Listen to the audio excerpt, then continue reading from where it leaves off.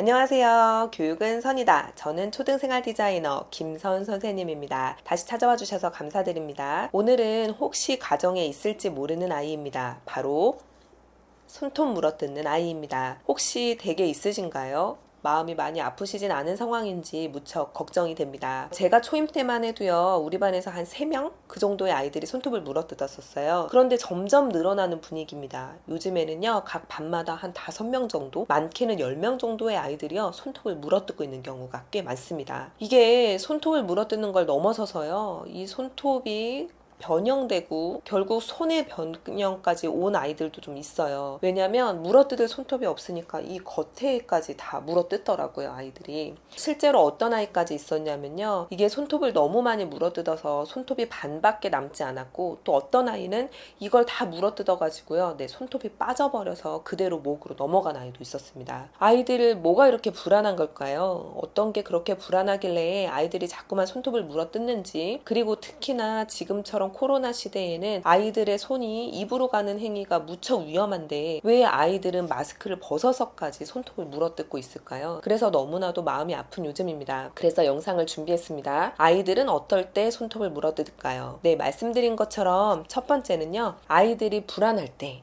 긴장감이 무척 높을 때 아이들은 손톱을 물어뜯습니다. 그렇게 돼서 잠깐만이라도 그 순간의 스트레스를 낮추고자 하는 거죠. 마음은 너무 불안하고 지금 당장 막 어떻게 해야 되는데 못하는 행위.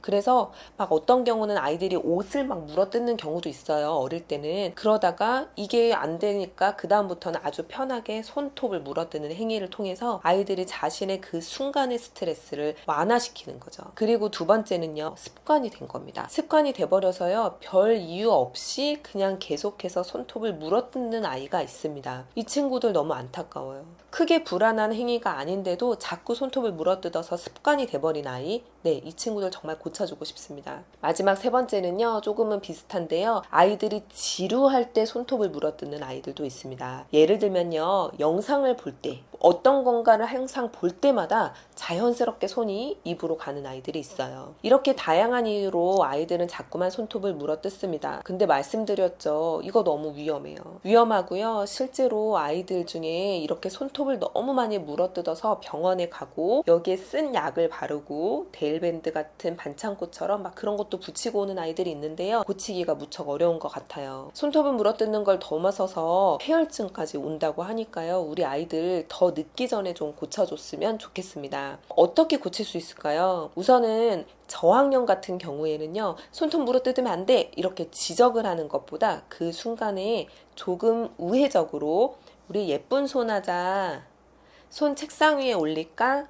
이런 식으로 아이가 해야 하는 거에 계속 손을 쓸 수 있도록, 네, 그렇게 해주시는 게 좋아요. 그리고 고학년 아이들 같은 경우에는요, 마찬가지입니다. 지적을 하게 되는 경우에는 아이들이 더 마음이 불안해지기 때문에 그런 경우엔 아이랑 좀 편안하게 이야기를 해주시는 게 좋을 것 같아요. 실제로 저도 그렇게 하거든요. 그래서 어떤 게 불안한지, 그리고 지금 이 행동을 고치고 싶은 건 맞는지, 이게 안 좋은 거라는 거 본인도 알거든요. 그래서 이걸 고치고 싶다면 우리 같이 노력해보자, 이런 식으로 이야기를 나눠주시는 게 좋을 것 같아요. 실제로 저희 반 아이들하고 저는 계속 이렇게 해서 아이들을 조금씩 수정해 나갔고요. 그리고 아이들이 1mm라도 손톱이 자라면 엄청나게 칭찬을 했습니다. 많이 노력했구나, 손톱 물어뜯는 거 고치려고 정말 많이 노력했구나, 정말 많이 좋아졌다, 이렇게 조금씩 칭찬을 해도요, 아이들이 무척 좋아하고요. 처음에는 이 10개의 손가락이 성할 게 하나도 없었는데 아이들이 조금씩 노력하면요, 네, 확실히 좋아집니다. 처음에는 하나, 2개, 그 다음에 2개, 3개,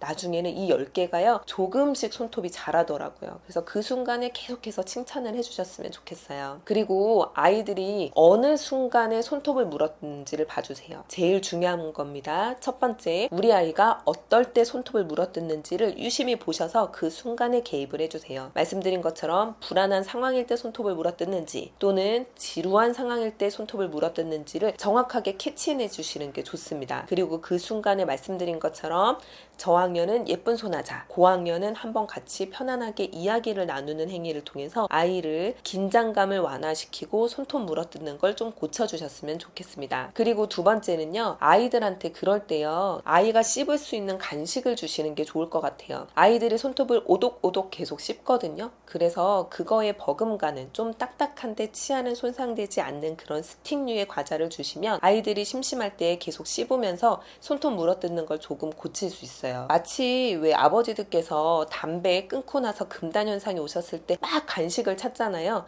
그것처럼 손톱 물어뜯는 아이가 이걸 못하면요, 극도의 불안감에 또 휩싸입니다. 그래서 말씀드리는 거는 대신할 수 있는 간식을 주시면 좋겠다라는 거고요. 마지막 세 번째는요, 아무리 노력해도 좀 어렵다 하시면요, 저처럼 학교에 계시는 선생님께 도움을 요청해 보세요. 우리 아이가 손톱 물어뜯는 게 너무 심해져서 좀 걱정이 됩니다. 선생님께서 좀 다독다독 해주시면요, 우리 열심히 노력해서 좀 덜 물어뜯자라고 얘기해 주시면 좋을 것 같아요 라고 요청을 해보시면 좋을 것 같습니다. 우리 그동안 어릴 때는 매일매일 손톱 가위로 아이들 손톱도 좀 잘라주고, 그리고 저학년 때까지만 해도 손톱깎이로 저희가 다 잘라줬었잖아요. 그런데 한번 생각해 보세요. 어느 순간 우리가 손톱을 잘라주고 있지 않죠. 그런데 만약에 우리 아이가 손톱깎이로 손톱을 깎고 있는 모습을 본 적이 없다, 기억 속에 없다, 그러시다면요, 우리 아이 분명히 손톱을 물어뜯고 있는 겁니다. 아이들이 이야기해요. 저 한 3년 동안 손톱 깎아본 적 없어요 라고요. 부탁드리고 싶은 말씀은요, 오늘은 한번 가셔서